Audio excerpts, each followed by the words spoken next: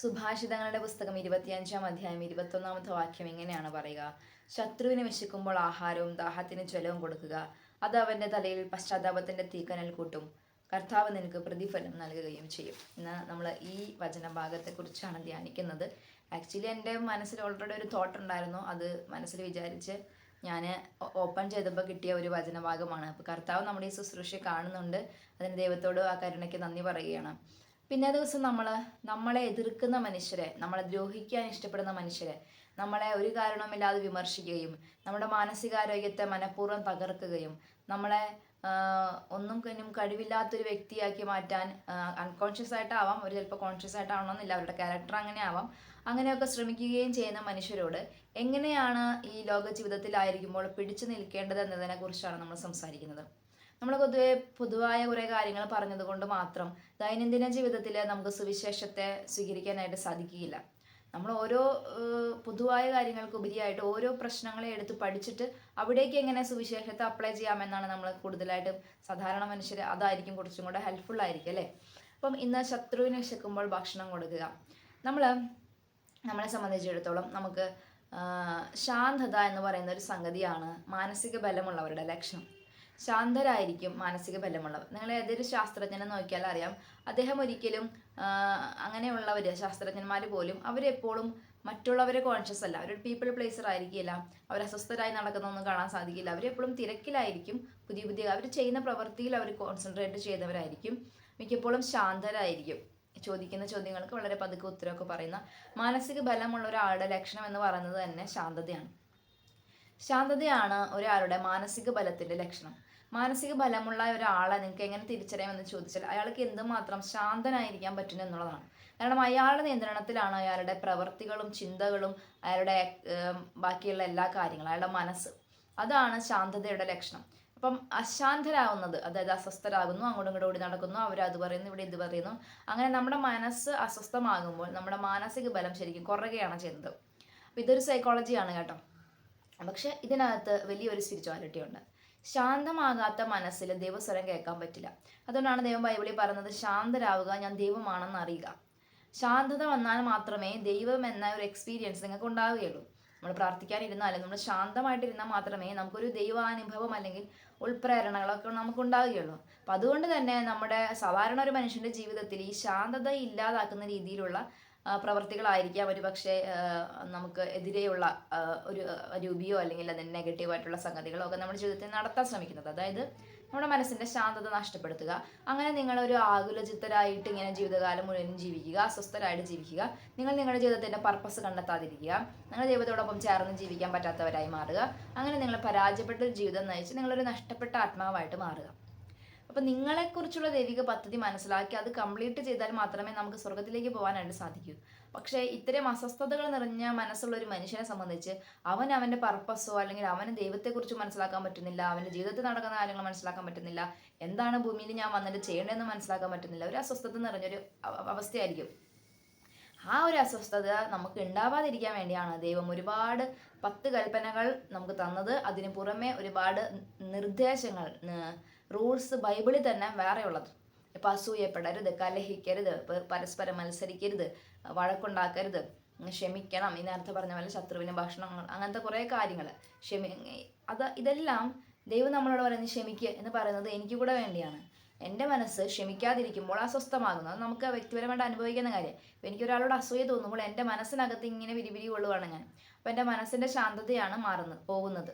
അതുപോലെ ഞാൻ വെറുക്കുമ്പോൾ എൻ്റെ മനസ്സിൻ്റെ ശാന്തതയാണ് പോകുന്നത്. കാരണം എനിക്ക് മനുഷ്യരോട് തോന്നുന്ന വെറുപ്പ് എന്നത് ഒരു ഭയങ്കരമായിട്ടുള്ള, എനിക്ക് വളരെ അപകടകരമായി തോന്നിയിട്ടുള്ളൊരു ഇമോഷനാണ് വെറുപ്പ്. എന്തെങ്കിലും ചെയ്ത് അപ്പം തന്നെ അത് മാറ്റിക്കണം. കാരണം അത് ഭയങ്കരമായിട്ടുള്ളൊരു കവണ പോലെയാണ്. കാരണം പിശാചിൻ്റെ കയ്യിൽ ഒരു വലിയ ആയുധമാണ് വെറുപ്പ്. അപ്പോൾ അത് നമ്മുടെ മനസ്സിലാണ് അസ്വസ്ഥത ഉണ്ടാക്കുന്നത്. ചിലപ്പോൾ നമ്മളോട് ദ്രോഹം ചെയ്തവരോ അല്ലെങ്കിൽ നമുക്ക് ചുറ്റുമുള്ള മനുഷ്യരോടോ സ്വഭാവം കൊണ്ടോ അല്ലെങ്കിൽ ഇടപെടൽ കൊണ്ടോ നമുക്കൊരു ഇമോഷൻ ഉണ്ടായതാണെങ്കിലും അത് അവരെയല്ല, എന്നെയാണ് ബുദ്ധിമുട്ടിപ്പിക്കുന്നത്. അതുകൊണ്ടാണ് ബൈബിളിൽ ഈ ഇമോഷനുകളെയൊക്കെ കൺട്രോൾ ചെയ്യണമെന്നും ഇത് ദൈവത്തിലേക്ക് നിങ്ങൾ തിരിയണമെന്നും ദൈവത്തിന് പ്രതികാരങ്ങൾ വിട്ടുകൊടുക്കണമെന്നും ഒക്കെ പറയുന്നത് നിങ്ങളുടെ മനസ്സ് ശാന്തമാകാൻ വേണ്ടിയാണ്. ശാന്തമായ മനസ്സിലാണ് നിങ്ങൾക്ക് ഒരു തെളിഞ്ഞ പുഴ പോലെ നിങ്ങളുടെ മനസ്സ് മാറുമ്പോൾ നിങ്ങൾക്ക് ദൈവിക പദ്ധതികൾ, ദൈവം, ജ്ഞാനം ലഭിക്കും. നിങ്ങളുടെ ജീവിതത്തിൽ എന്ത് ചെയ്യണമെന്ന് മനസ്സിലാവും, നിങ്ങൾ എങ്ങനെ അനുഗ്രഹിക്കപ്പെടുമെന്ന് മനസ്സിലാവും. അപ്പോൾ ശാന്തതയുടെ ഇമ്പോർട്ടൻസ് ഞാൻ പറഞ്ഞല്ലോ. അപ്പോൾ ഈ ശാന്തത നിങ്ങൾക്ക് പലതരത്തിൽ നഷ്ടപ്പെടാം. അതിലൊന്നാണ് നമ്മളെ ഈ ശത്രുക്കൾ ദ്രോഹിക്കുക എന്ന് പറയുന്നത്. ശത്രുക്കൾ എന്ന് പറഞ്ഞാൽ എന്നെ എതിർക്കുന്നവരായിരിക്കണം എന്ന് യാതൊരു നിർബന്ധമില്ല. ചിലപ്പോൾ നമ്മുടെ കുടുംബത്തിനകത്ത് തന്നെയുള്ള നമുക്ക് ഏറ്റവും പ്രിയപ്പെട്ട മനുഷ്യർ തന്നെയാകാം. ഒരു പക്ഷെ അവർക്ക് എന്തെങ്കിലും ഒരു പേഴ്സണാലിറ്റി പ്രോബ്ലം ഉള്ളതുകൊണ്ട്, അല്ലെങ്കിൽ അവരുടെ വ്യക്തിത്വത്തിൽ എന്തെങ്കിലും ഒരു കുറവുള്ളത് കൊണ്ട്, അല്ലെങ്കിൽ അവർ ദൈവത്തെ അറിഞ്ഞിട്ടില്ലാത്തത് കൊണ്ടൊക്കെ ഒരു പക്ഷെ അവരിൽ നിന്ന് നമുക്ക് ഒരുപാട് മോശം അനുഭവങ്ങൾ ഉണ്ടാകാം. അപ്പം അങ്ങനെ നമ്മളെ ഏതെങ്കിലും അതായത് വീട്ടിനകത്തായിക്കോട്ടെ, നിങ്ങളുടെ ജോലി സ്ഥലത്തായിക്കോട്ടെ, നിങ്ങളുടെ സമൂഹത്തിൽ നിന്നും ഉണ്ടാകുന്നതായിക്കോട്ടെ, നിങ്ങൾക്ക് അപരിചിതരായ മനുഷ്യർ നിങ്ങളോട് ചെയ്യുന്നതായിക്കോട്ടെ, ഇങ്ങനെ ഉണ്ടാകുമ്പോൾ നിങ്ങൾ എന്താണ് ചെയ്യേണ്ടത്? ദൈവം ഓൾറെഡി പറഞ്ഞു വെച്ചു, അവർ നിങ്ങളെ സ്നേഹിക്കണം, ശത്രുക്കളെ സ്നേഹിക്കണം, ശത്രുക്കളെ സ്നേഹിക്കണം എന്ന് ഒരുപാട് പറയുന്നുണ്ട്. ഈ ശത്രുക്കളെ സ്നേഹിക്കണം എന്ന് പറയുന്നത് ആർക്ക് വേണ്ടിയാണ്? എനിക്ക് വേണ്ടിയാണ്. കാരണം ശത്രുക്കളെ സ്നേഹിച്ചില്ലെങ്കിൽ അവനോടുള്ള വെറുപ്പും നീരസവും എൻ്റെ മനസ്സിൻ്റെ ശക്തി കുറയ്ക്കും. അപ്പോൾ മനസ്സിൻ്റെ ശക്തി എന്ന് പറയുന്നത് ഒരു സ്പിരിച്വാലിറ്റിയിലേക്ക് വരുമ്പോൾ സോളാണ്, നമ്മുടെ ആത്മാവാണ്. അതുകൊണ്ട് തന്നെ എൻ്റെ ആത്മാവിലെ ദൈവ സാന്നിധ്യത്തിന് കുറവ് വരുത്തുന്ന എക്സ്പീരിയൻസുകളാണ് ഈ വെറുപ്പ്, ക്ഷമിക്കാത്ത പറ്റാത്ത അവസ്ഥ, ഇതൊക്കെ. കാരണം ദൈവത്തിൻ്റെ സാന്നിധ്യം എന്ന് പറയുന്നത് ഇതിനൊക്കെ ഓപ്പോസിറ്റാണ്. ഇപ്പോൾ വെറുപ്പുള്ള ഒരു മനസ്സിൽ ദൈവത്തിൻ്റെ സാന്നിധ്യം കുറവായിരിക്കും. കാരണം അവിടെ അതൊരു നെഗറ്റീവ് എനർജിയാണ് വെറുപ്പ് എന്ന് പറയുന്നത്. അപ്പം എന്നെ ദ്രോഹിച്ചുകൊണ്ടിരിക്കുന്ന മനുഷ്യനോട് എനിക്ക് പ്രതികാരം ചെയ്യാതിരിക്കാൻ പറ്റണമെങ്കിൽ നിങ്ങൾ ഈ ഒരു സത്യം അറിഞ്ഞിരിക്കണം. ഒന്നാമത്തെ കാര്യം, ദൈവം നിനക്ക് വേണ്ടി പൊരുതിക്കൊള്ളും, നീ ശാന്തരായിട്ട് ഇരുന്നാൽ മതി എന്ന് പറയുന്നത് ഒരു വെറും വാക്കല്ല. എൻ്റെ പേഴ്സണൽ ലൈഫിൽ ഞാനിത് എക്സ്പീരിയൻസ് ചെയ്തിട്ടുണ്ട്. നിങ്ങൾക്ക് ആ ശാന്തത കണ്ടെത്താൻ പറ്റണം. അതിനാണ് ഞാൻ ഈ ശാന്തതയെക്കുറിച്ച് ഇത്രയും എക്സ്പ്ലെയിൻ ചെയ്തത്. നിങ്ങൾ ശാന്തരായിട്ടിരുന്നാൽ മതി, ദൈവമായ കർത്താവ് നിങ്ങൾക്ക് വേണ്ടി പൊരുതിക്കൊള്ളും. നിങ്ങളത് വിശ്വസിക്കണം. ദൈവം എനിക്ക് വേണ്ടി പൊരുതിയിട്ടുണ്ട്. എനിക്ക് ഒരുപാട് അനുഭവങ്ങൾ പറയാനായിട്ട് സാധിക്കും. ഒരാളെ നിരന്തരമായിട്ട് നമ്മൾ മാനസികമായിട്ട് പീഡിപ്പിച്ചുകൊണ്ടിരിക്കുകയാണ്. ഈ മാനസിക പീഡനങ്ങളുടെ ഒരു വേസ്റ്റ് വേർഷൻ എന്താണെന്നറിയാമോ? നിങ്ങളെന്ന വ്യക്തി മാനസികമായിട്ട് കംപ്ലീറ്റ് ആയിട്ട് തകരും. എന്നിട്ട് നിങ്ങളുടെ ആത്മവിശ്വാസം തകർന്ന് നിങ്ങൾ വിഷാദത്തിലേക്ക് വന്ന് നിരാശപ്പെട്ട് ജീവിതത്തോട് യാതൊരു പ്രത്യാശയുമില്ലാതെ നിങ്ങൾ മെൻ്റലി അത് നിങ്ങളുടെ രണ്ട് ചിറകും മുറിച്ച് കളയുന്ന അനുഭവമാണ് നിങ്ങൾക്ക് എന്താ പറയുക, മാനസികമായി നിങ്ങളെ പീഡിപ്പിക്കുമ്പോൾ, മാനസികമായി നിങ്ങൾ തകരുമ്പോൾ ശരിക്കും ഉണ്ടാകുന്നത്. നിങ്ങൾക്ക് നിങ്ങളുടെ ജീവിതം ശരിക്കും ഉപയോഗിക്കാനായിട്ട് സാധിക്കില്ല. അപ്പോൾ നിങ്ങളുടെ കൂടെയുള്ള ഏതെങ്കിലും ഒരാൾ, ഇപ്പം ഒരു പേഴ്സണാലിറ്റി ഡിസോർഡറാണ് നാർസിസിസ്റ്റിക് ആവുക എന്ന് പറഞ്ഞാൽ, അത് കൂടെയുള്ള ആളെ എപ്പോഴും വിമർശിച്ചുകൊണ്ടിരിക്കും. അവരുടെ കുഴപ്പങ്ങളും കുറവുകളും ഒക്കെ ഇങ്ങനെ നിരന്തരം പറഞ്ഞുകൊണ്ടിരിക്കും. അപ്പം നാർസിസിസ്റ്റിക് ആയ പേരൻസ് ഉണ്ട്, പാർട്ട്നേഴ്സ് ഉണ്ട്, ഫാമിലി മെമ്പേഴ്സൊക്കെ ഉണ്ടാവാം. അപ്പോൾ ഇത്തരം ഡിസോർഡർ ഉള്ള ഒരു വ്യക്തിയെ സംബന്ധിച്ചിടത്തോളം അവരെപ്പോഴും മറ്റാളെ കുറ്റം പറഞ്ഞുകൊണ്ടിരിക്കും. അപ്പോൾ ഇതുപോലെ ഒരു ഡിസോർഡർ ഉള്ള ഒരു വ്യക്തിയുടെ കൂടെ താമസിക്കുന്ന ഒരാളെന്ന നിലയിൽ ഇതൊക്കെ നിങ്ങളെ എഫക്റ്റ് ചെയ്യാം. ഇപ്പം എന്നെ ഞാൻ നിരന്തരമായിട്ട് ഒരാൾ പറയണം നിന്നൊന്നിനും കൊള്ളില്ല, നിന്നൊന്നിനും കൊള്ളില്ല എന്ന് പറയുമ്പോൾ എപ്പോഴെങ്കിലുമൊക്കെ അത് എൻ്റെ തലയിൽ കയറിയിരിക്കും. എന്നിട്ട് ഞാൻ അതുപോലെ ശരി എന്നെ കൊണ്ട് ഒന്നിനും കൊള്ളില്ല എന്നുള്ള ഒരു തലത്തിലേക്ക് ഞാൻ എത്തി നിൽക്കും. അത് മെൻ്റലി ഒരാളെ മാനിപ്പുലേറ്റ് ചെയ്യുന്നൊരു സംഗതിയാണ്.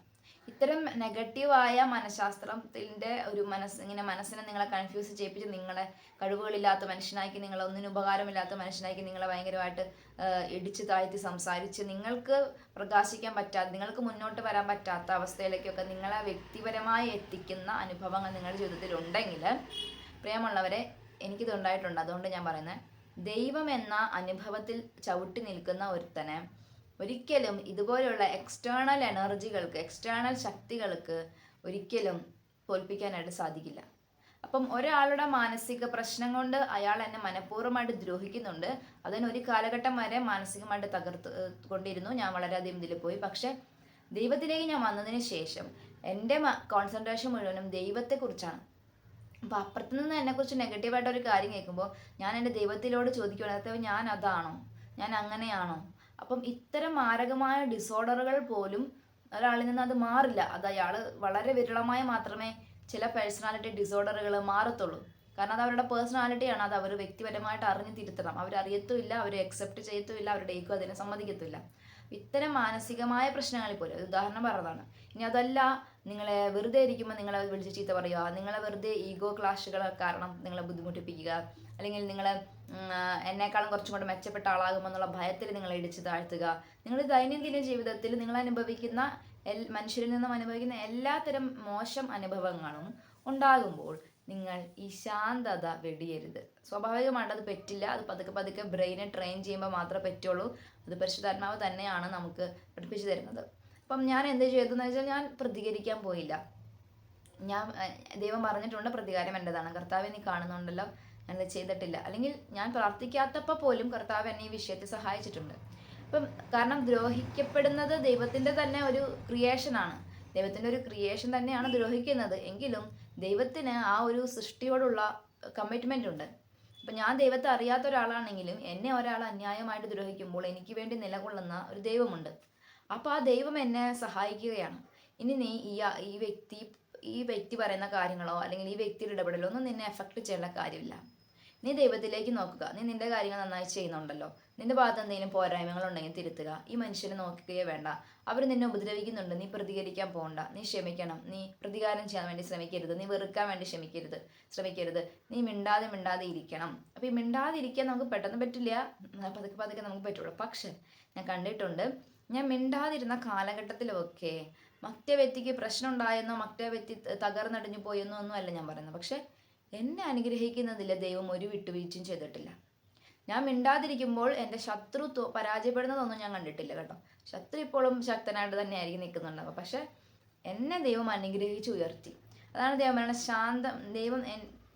ദൈവത്തിൻ്റെ കൈക്ക് കീഴെ താഴ്മയോടെ നിൽക്കുക, തക്ക സമയത്ത് ദൈവം നിന്നെ ഉയർത്തും. അപ്പോൾ താഴ്മയോടെ നമ്മൾ മിണ്ടാതെ ഇത്തരം പ്രലോഭനങ്ങൾ ഉണ്ടാവും, ഇത്തരം മനുഷ്യരുടെ ഇടപെടലുണ്ടാവും, മിണ്ടാതെ നിൽക്കുക.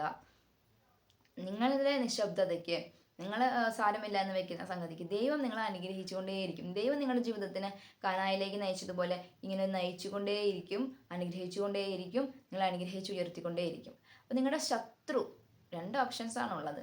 90% ആളുകളും സ്വാഭാവികമായിട്ട് ചിലപ്പോൾ, അല്ലെങ്കിൽ 90% പറയാൻ പറ്റില്ല, കുറച്ച് പേരെങ്കിലും നമ്മൾ മനുഷ്യരായതുകൊണ്ട്, ബേസിക്കലി ഹ്യൂമാനിറ്റി അവരുടെ ഉള്ളിൽ ഉള്ളത് കൊണ്ട് ഒരു പക്ഷേ കുറച്ച് നാൾ കഴിയുമ്പോൾ താൻ ചെയ്ത തെറ്റുകളെ കുറിച്ചൊരു ബോധ്യം വരികയും, അയ്യോ ഞാൻ അന്ന് അങ്ങനെ ചെയ്യാൻ പാടില്ലായിരുന്നു അല്ലേ, ആ ആളുണ്ട് ഇപ്പോൾ വലിയ നിലയിലെത്തി എന്നുള്ള തരത്തിലേക്ക് ഒരു തിരിച്ചറിവ് വന്ന് ഈഗോ ഉപേക്ഷിച്ച് ഒരു പക്ഷേ നമ്മളെ അക്സെപ്റ്റ് ചെയ്യുന്ന അല്ലെങ്കിൽ നമ്മളെ നല്ലത് പറയുന്ന ഒരു ഇതിലേക്ക് നിങ്ങളെ മോശം പറയുന്ന ആളുകൾ എത്തിയേക്കാം. ചിലരൊരിക്കലും എത്തൂല. അവരുടെ രക്ഷ അവർ തന്നെ ദീർഘിപ്പിക്കും. ചിലർ വളരെ ഈഗോയിസ്റ്റിക് ആണ്. ഒരിക്കലും അവരുടെ തെറ്റുകൾ അവർ അക്സെപ്റ്റ് ചെയ്യില്ല. അവർ ലോകം മുഴുവനും അവരോട് പറയുവാണ് നിങ്ങളാണ് തെറ്റ് ചെയ്തതെന്ന് പറഞ്ഞാലും അവർ അക്സെപ്റ്റ് ചെയ്യില്ല. അതൊരാളുടെ ക്യാരക്ടറാണ്. അപ്പം ഇത്തരം കാര്യങ്ങൾ ഞാൻ ഏറ്റവും കൂടുതൽ കണ്ടിട്ടുള്ളത്, പറഞ്ഞുകൊണ്ട് വിഷമമുണ്ട് എന്നാലും, ദാമ്പത്യത്തിലാണ്. അല്ലെങ്കിൽ ഏറ്റവും അടുത്ത ബന്ധങ്ങൾ, ശത്രുക്കളിൽ നിന്നുമല്ല. ദാവീദ് പറഞ്ഞില്ലേ, എന്നെ ഉപദ്രവിക്കുന്ന ശത്രു ആയിരുന്നെങ്കിൽ കുഴപ്പമില്ല, ഞാൻ എങ്ങനെയും മാനേജ് ചെയ്യുമായിരുന്നു. പക്ഷെ ദ്രോഹം കുടുംബത്തിൽ നിന്ന് തന്നെയാണ്, ഏറ്റവും അടുത്ത ആളുകളിൽ നിന്ന് തന്നെയാണ്, ചിലപ്പോൾ ഉറ്റ സുഹൃത്തിൽ നിന്ന് തന്നെയാണ്. അത് വളരെ വേദനാജനകമാണ്. അതിനെ എതിർത്ത് നിൽക്കുക എന്ന് പറയുന്നത്. സ്വാഭാവികമായ മനുഷ്യൻ അതിനെ എതിർക്കാൻ പോയാൽ അവൻ ഈ പറഞ്ഞ പോലെ ശാന്തത വെടിയും, അസ്വസ്ഥനാകും, പ്രതികാര ചിന്തയിലേക്ക് വരും. പിന്നെ മുഴുവൻ കോൺസെൻട്രേഷനും ഈ ശത്രുവിനെ ഞാൻ തോൽപ്പിക്കാം എന്നുള്ളതാകും. അവൻ്റെ ജീവിതത്തിൽ ഉയർച്ച ഉണ്ടാകത്തില്ല. പക്ഷെ ഈ പ്രിയപ്പെട്ടവരിൽ നിന്ന് തന്നെ ഉണ്ടാകുന്ന ഈ ദ്രോഹങ്ങളുണ്ടല്ലോ, ദാമ്പത്യത്തിനകത്ത് എന്താണ് സംഭവിക്കണമെന്ന് വെച്ചാൽ, ഏതെങ്കിലും ഒരാൾ കുറച്ച് വീക്കായിരിക്കും. ദൈവം അതുകൊണ്ടാണ് സ്ട്രോങ് ആയിട്ടുള്ള ഒരാളെ കൊടുത്തിട്ടുള്ളത്. പക്ഷെ ഓരോ മനുഷ്യനും ചില മേഖലയിൽ വീക്കാണ്, ചില മേഖലയിൽ സ്ട്രോങ് ആണ്. ഈ ദാമ്പത്യത്തിൽ പലപ്പോഴും ഞാൻ കണ്ടിട്ടുണ്ട്, ചില സ്ത്രീകൾക്ക് നോളജ് കുറവായിരിക്കും. ലോക വിവരം എന്ന് പറയുമല്ലോ, അവർ ചിലപ്പോൾ അറിവുകളുടെ കുറവുണ്ടായിരിക്കും. അല്ലെങ്കിൽ അവർ മിക്കപ്പോഴും സ്ത്രീകൾ ഒരു പുരുഷനെ അനുസരിക്കാൻ തന്നെ ഇഷ്ടപ്പെടുന്നവരാണ്. പുരുഷനിൽ കേന്ദ്രീകൃതമായി ജീവിക്കാൻ ഇഷ്ടപ്പെടുന്നവർ തന്നെയാണ്. ഓൾമോസ്റ്റ് എല്ലാവരും അങ്ങനെ തന്നെയാണ്.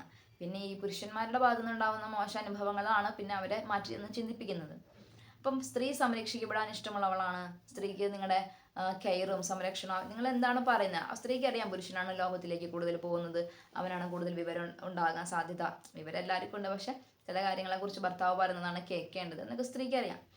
ഈ സ്ത്രീയുടെ അറിവില്ലായ്മയോ അല്ലെങ്കിൽ ഈ സ്ത്രീയുടെ ചില കാര്യങ്ങളെക്കുറിച്ചുള്ള ധാരണക്കുറവോ മൂലം മിക്ക പുരുഷന്മാരും നേരിടുന്ന ഒരു പ്രശ്നമാണ് ഈഗോ. മിക്കവർക്കും ഇതുണ്ട്, വളരെ കുറച്ച് ഞാൻ കണ്ടിട്ടില്ല, മിക്കവർക്കും അതുണ്ട്. അത് അവരുടെ ഒരു ബേസിക് നാച്ചുറൽ പെടുന്ന ഒരു കാര്യമാണ്. പക്ഷെ അത് ഒത്തിരി ഓവറാകുമ്പോൾ എല്ലാവർക്കും ഒരു ബുദ്ധിമുട്ടാവും. അപ്പോൾ ഈഗോസ്റ്റിക് ആയിട്ടുള്ള ആളുകൾ, അല്ലെങ്കിൽ ഈ പുരുഷനെ സംബന്ധിച്ച് എല്ലാത്തിനെയും കീഴ്പ്പെടുത്താനുള്ള ഒരു മനോഭാവമാണ് അവൻ്റെ ബ്രെയിനിലുള്ളത്. അത് അവൻ്റെ ക്രിയേറ്റ് ചെയ്തിരിക്കുന്ന ഒരു രീതിയാണ്. നല്ല ഉദ്ദേശത്തോടു കൂടെ ദൈവം വെച്ചിട്ടുള്ള ഒരു സ്വഭാവ രീതിയാണ് കീഴ്പ്പെടുത്തുക. അപ്പം അതിനകത്ത് പാർട്ട്ണർ വരുന്നില്ല. പാർട്ട്ണറിനെ നിങ്ങൾ കീഴ്പ്പെടുത്തേണ്ട കാര്യമില്ല. പാർട്ട്ണറെ നിങ്ങൾ സ്നേഹിക്കുകയും സംരക്ഷിക്കുകയാണ് ചെയ്യേണ്ടത്. അപ്പോൾ എന്ത് ചെയ്യുന്നു, ഈ അറിവുള്ള പുരുഷൻ, അല്ലെങ്കിൽ ചിലപ്പോൾ ചില ബന്ധങ്ങളിൽ സ്ത്രീകളാണ് ഡോമിനേറ്റ് ചെയ്യുക. ഈ ഭാര്യ ഭർത്തൃ ബന്ധത്തിൽ ഏതെങ്കിലും ഒരാൾ മറ്റേ ആളെ മാനസികമായിട്ട് എപ്പോഴും വിഷമിപ്പിച്ചുകൊണ്ടിരിക്കുകയാണ്, കുറ്റപ്പെടുത്തിക്കൊണ്ടിരിക്കുകയാണ്. ഇത് ആ വ്യക്തിയെ മാനസികമായി ബാധിക്കുന്നുണ്ട്. ചിലപ്പോൾ ഈ ചെയ്യുന്ന ആൾ ഇതുപോലെ നാർസിസിസ്റ്റ് പേഴ്സണോ അല്ലെങ്കിൽ മറ്റെന്തെങ്കിലും പേഴ്സണാലിറ്റി ഡിസോർഡറുകളുള്ള ആളായിരിക്കാം. ചൈൽഡ്ഹുഡ് ട്രോമ കൊണ്ടായിരിക്കാം അയാൾ ഇങ്ങനെ ചെയ്യുന്നത്. ഇങ്ങനെ പല കാരണങ്ങൾ കൊണ്ട് ഭാര്യ ഭർത്ത ബന്ധത്തിൽ ഏതെങ്കിലും ഒരാൾ മറ്റേ ആളെ കൂടുതലായിട്ട് മാനസികമായി ഒരു വിഷമിപ്പിക്കുന്ന അവസ്ഥകളിലൂടെ കടത്തിക്കൊണ്ട് പോകുമ്പോൾ ഒരുപാട് ഇത് അനുഭവിച്ചു കഴിയുമ്പോൾ മറ്റേ ആളുടെ കോൺഫിഡൻസ് ലെവൽ കുറയും. ഈ എത്ര കഴിവുള്ള മനുഷ്യനാണ് നിങ്ങളെങ്കിലും നിങ്ങളുടെ കൂടെയുള്ള പാർട്ട്ണർ ഇതുപോലെ വളരെ ഇൻ്റലിജൻ്റ് ആയി നിങ്ങളെ മാനിപ്പുലേറ്റ് ചെയ്യാനും അവർക്കൊരു പേഴ്സണാലിറ്റി ഇഷ്യൂസ് ഒക്കെ ഉണ്ടെങ്കിൽ നിങ്ങൾ ഒന്നിനും കൊള്ളാത്ത, ഒന്നിനും ഉപകരിക്കാൻ കഴിയാത്ത, ഒന്നും ചെയ്യാൻ ത്രാണിയില്ലാത്ത, മാനസികമായിട്ട് ഇരുന്നിടത്തു നിന്ന് എഴുന്നേൽക്കാൻ പോലും നിങ്ങൾക്ക് മാനസിക ശക്തി ലഭിക്കാത്ത ഒരു വ്യക്തിയായി മാറ്റാൻ സാധിക്കും. അങ്ങനെ പലരും ഉണ്ട്, എനിക്കറിയാം. നാർസിസിസ്റ്റായ പേഴ്സണിൻ്റെ കൂടെ ജീവിക്കുന്ന പലരും, അല്ലെങ്കിൽ ചില പേഴ്സണാലിറ്റി പ്രോബ്ലം ഉള്ള വ്യക്തികളുടെ കൂടെ ജീവിക്കുന്ന പല വ്യക്തികളും മാനസിക നില വളരെ ലോ ലെവലിലേക്ക് പോവുകയും സ്വന്തമായിട്ട് ഒന്നും ചെയ്യാൻ പറ്റാത്ത അവസ്ഥയിലേക്ക് വളരെയധികം എത്തിച്ചേരുകയും ചെയ്യുന്ന, ജീവിതകാലം മുഴുവനും അങ്ങനെ ഒരു കോൺഫിഡൻസ് ഇല്ലാത്തൊരു ജീവിതം ജീവിക്കുകയും ചെയ്യുന്ന മനുഷ്യരുണ്ട്. അത് മറ്റേ വ്യക്തി ചെയ്യുന്ന ഒരു മാനസികമായിട്ടുള്ള ഒരു ഇതാണ്. ചിലപ്പോൾ ആ വ്യക്തി അവരുടെ പേഴ്സണാലിറ്റി അങ്ങനെ ആയിരിക്കാം. അതൊരു വലിയ വിഷയമാണ് കേട്ടോ. ഇത്തരം എന്ത് മോശം അനുഭവം നിങ്ങളുടെ പാർട്ട്ണറിൽ നിന്നായിക്കോട്ടെ, നിങ്ങളുടെ പാരൻസിൽ നിന്നായിക്കോട്ടെ, നിങ്ങളുടെ ചുറ്റുമുള്ള മനുഷ്യരിൽ നിന്നായിക്കോട്ടെ, നിങ്ങൾക്കതൊക്കെ ഉണ്ടാവുന്നുണ്ടെങ്കിലും നിങ്ങൾ ദൈവത്തിലാണ് നിങ്ങളുടെ ശ്രദ്ധ കേന്ദ്രീകരിച്ചതെങ്കിൽ, ഞാൻ പ്രാക്ടിക്കൽ ചെയ്ത് വിജയിച്ച ഒരു കാര്യമാണ്. ക്ഷമിക്കാൻ പറഞ്ഞിട്ടുണ്ടോ കർത്താവ്? ക്ഷമിക്കുന്നു. അപ്പം മറ്റേ വ്യക്തി എന്നോട് ചെയ്തത് ശരിയല്ലല്ലോ, ദൈവം ഇവിടെ ക്ഷമിക്കാൻ പറഞ്ഞിട്ടുണ്ട്, ഞാൻ ക്ഷമിക്കുന്നു. മറ്റേ വ്യക്തിക്ക് അപ്പോൾ എപ്പോൾ ദൈവം ശിക്ഷിക്കും? ചിലപ്പോൾ ശിക്ഷിക്കാനൊന്നും പോകുന്നില്ല. അത് അവർ തന്നെ ചെയ്തതന്നെ അവർ തന്നെ അനുഭവിക്കും. ചിലപ്പോൾ അനുഭവിക്കും, ചിലപ്പോൾ അനുഭവിക്കില്ല. ചിലരെയൊന്നും ദൈവം അങ്ങനെ, ദൈവമല്ല ശിക്ഷിക്കുന്നത്, കാലമാണ്. കാലം ചിലപ്പോൾ ടൈം വിൽ ജഡ്ജ് ദം, പക്ഷെ സമയമെടുക്കുമായിരിക്കും. മിണ്ടരുത്, ക്ഷമിക്കണം, മിണ്ടാതിരിക്കണം, അതിനുള്ള ശക്തി ദൈവത്തോട് ചോദിച്ചു വാങ്ങണം. മിണ്ടാതെ നിങ്ങളിങ്ങനെ ഇരിക്കുമ്പോൾ പതുക്കെ ദൈവങ്ങൾ അനുഗ്രഹിക്കപ്പെടുകയും നിങ്ങളുടെ ജീവിതത്തിൻ്റെ ഗ്രാഫ് ഉയരുകയും ചെയ്യും. സോ നിങ്ങളെ താഴ്ത്തിക്കെട്ടാൻ ശ്രമിച്ച ഈ മനുഷ്യരുടെ മുമ്പിൽ തന്നെ ദൈവം നിങ്ങളെ അത്ഭുതകരമായിട്ട് ഉയർത്തും. ഈ ഉയർത്തൽ കാണുമ്പോൾ പതുക്കെ നിങ്ങളെ പരാജയപ്പെടുത്താൻ പറ്റാത്ത വിധം ദൈവം നിങ്ങളെ വളർത്തും. അങ്ങനെ വരുമ്പോൾ നിങ്ങളെ പരാജയപ്പെടുത്താൻ ശ്രമിച്ച ഈ മനുഷ്യരൊക്കെ റിഗ്രറ്റ് ചെയ്യും. അവർ ചിലപ്പോൾ റിഗ്രറ്റ് ചെയ്യും, ചില മനുഷ്യർ ജീവിതകാലം മൊത്തം അങ്ങനെ തന്നെ ആയിരിക്കും. അപ്പോൾ അവർ മാനുഷികമായ എന്തെങ്കിലും ഒരു സംഗതി അവർക്ക് ഫീലായിട്ട് അവർ റിഗ്രറ്റ് ചെയ്യും. ഞാൻ അങ്ങനെ ചെയ്യാൻ പാടില്ലായിരുന്നു, ഞാൻ പറയാൻ പാടില്ല, ശരിക്കും അതൊരു നല്ല ആളായിരുന്നു, ശരിക്കും വളരെ പൊട്ടൻഷ്യലുള്ള ആളായിരുന്നു എന്ന് പറയും. ദാമ്പത്യത്തിനകത്ത് സ്ത്രീകളുണ്ട് പുരുഷന്മാരുണ്ട്. കടുത്ത മാനസിക പീഡനങ്ങളെ ഏറ്റുവാങ്ങിയിട്ട് സ്വന്തമായിട്ട് ഒന്നും ചെയ്യാൻ പറ്റാതെ, വെൽ എഡ്യൂക്കേറ്റഡ് ആയിരിക്കും, വളരെയധികം ടാലൻറ്റഡ് ആയിരിക്കും, പക്ഷെ മറ്റേ വ്യക്തിയുടെ മാനസികമായിട്ടുള്ള ഇത്തരം കാര്യങ്ങൾ കാരണം ഒന്നും ചെയ്യാൻ പറ്റാതെ വളരെയധികം വിഷമം അനുഭവിക്കുന്നവരുണ്ട്. പക്ഷെ അവർ ദൈവത്തിലേക്ക് വന്നു കഴിഞ്ഞാൽ, സ്പിരിച്വാലിറ്റിയിലേക്ക് വന്നു കഴിഞ്ഞാൽ, പിന്നെ അവരുടെ ജീവിതത്തിൽ നിയന്ത്രിക്കുന്നത് മറ്റേ വ്യക്തി പറയുന്ന വാക്കുകളല്ല, അവരുടെ പ്രവൃത്തിയല്ല, അവർ പ്രതികാരം ചെയ്തുകൊണ്ടിരിക്കുന്നതല്ല, അവർ ദ്രോഹിച്ചുകൊണ്ടിരിക്കുന്നതല്ല, മറിച്ച് ദൈവമാണ് അവരുടെ ജീവിതത്തിൻ്റെ നിയന്ത്രണം ഏറ്റെടുക്കുക. അതുകൊണ്ട് മറ്റേ വ്യക്തി എന്ത് ചെയ്താലും നിങ്ങൾ പ്രതികരിക്കാൻ പോകരുത്, നിങ്ങൾ ക്ഷമിക്കണം, നിങ്ങൾ മറക്കണം, വെറുക്കരുത്. കാരണം ഇതൊക്കെ നമ്മുടെ മാനസിക ബലം കുറയ്ക്കുന്നു. നിങ്ങൾ ദൈവത്തിൽ കോൺസെൻട്രേറ്റ് ചെയ്യണം. ദൈവമാണ് നിങ്ങളെ ഈ കാര്യങ്ങളൊക്കെ ശരിയാക്കി എടുക്കാൻ പോകുന്നത്. ദൈവമാണ് നിങ്ങളെ ഇത്തരം വിഷയങ്ങളിൽ സഹായിക്കാൻ പോകുന്നത്. നിങ്ങളെ അവരുടെ മുമ്പിൽ വെച്ച് തന്നെ ദൈവം ഉയർത്തും. നിങ്ങൾക്ക് അത്ഭുതകരമായ ഒരു ജീവിതം തരും. നിങ്ങൾ അനുഗ്രഹിക്കപ്പെടും. 10 പേര് നിങ്ങളെക്കുറിച്ച്, അതുവരെ നിങ്ങളൊന്നും അറിയാതെ നിങ്ങൾ 4 ചുവരിക്കുള്ളിൽ ഒതുങ്ങിക്കൂടേണ്ട ഒരാളാണെങ്കിൽ 10 പേര് നിങ്ങളെ കൊണ്ട് നല്ലത് പറയും. എന്നിട്ട് ഈ വ്യക്തിയോട്, നിങ്ങൾ ഉപദ്രവിക്കുന്ന വ്യക്തിയോട് തന്നെ ചിലപ്പോൾ വന്ന് പറയും, ആ ആൾ നല്ലതാണ് കേട്ടോ. അപ്പോൾ ഈ പറഞ്ഞുകൊണ്ടിരിക്കുന്ന ആൾക്കും ഒരു അങ്ങനെ, അപ്പം നമുക്ക് പറഞ്ഞു തോൽപ്പിക്കാൻ പറ്റാത്ത വിധം ഇവർക്ക് വളർന്നോ, അല്ലെങ്കിൽ നമ്മൾ എത്ര ചെയ്തിട്ട് ഇവർ വളരുകയാണല്ലോ, ഇതൊക്കെ ആ മറ്റേ വ്യക്തിയിൽ ഒരു മാറ്റം സൃഷ്ടിക്കും. അപ്പോൾ ഒരിക്കലും ദ്രോഹം ചെയ്യുന്നവരോടോ, നമ്മളെ ഉപദ്രവിക്കുന്നവരോടോ, അവരുടെ ഒന്നും പുറകെ പോയി അവരെ ശല്യപ്പെടുത്താനോ അല്ലെങ്കിൽ അവർ പ്രതികാരം ചെയ്യാനോ നിൽക്കരുത്. ദൈവം പറഞ്ഞതുപോലെ ശാന്തമായിട്ടിരിക്കുക, ദൈവമാണെന്ന് അറിയുക. നിങ്ങൾ ശാന്തരായിട്ടിരുന്നാൽ മതി, ദൈവമായ കർത്താവ് നിങ്ങൾക്ക് വേണ്ടി പൊരുത്തിക്കൊള്ളും. ചിലപ്പോൾ നിങ്ങളുടെ ശത്രുവിന് മാനസാന്തരമൊന്നും ഉണ്ടാകുന്നില്ല എങ്കിലും നിങ്ങൾ അനുഗ്രഹിക്കുന്നതിൽ ദൈവം ഒഴികഴിവ് ഉണ്ടാവില്ല. കണ്ടിന്യൂസ് ആയിട്ട് ദൈവം നിങ്ങളുടെ കൂടെ നടന്ന് നിങ്ങളെ ബ്ലെസ് ചെയ്തുകൊണ്ടേയിരിക്കും. നിങ്ങളുടെ ശത്രു അത് കണ്ട് അമ്പരക്കുകയും നമ്മുടെ വളർച്ചയിൽ ഒരു പക്ഷെ അവർക്ക് അസൂയ തോന്നുന്ന വിധം ദൈവം നമ്മളെ വളർത്തിയേക്കാം. അപ്പോൾ ദൈവം നിങ്ങളെ അനുഗ്രഹിക്കട്ടെ.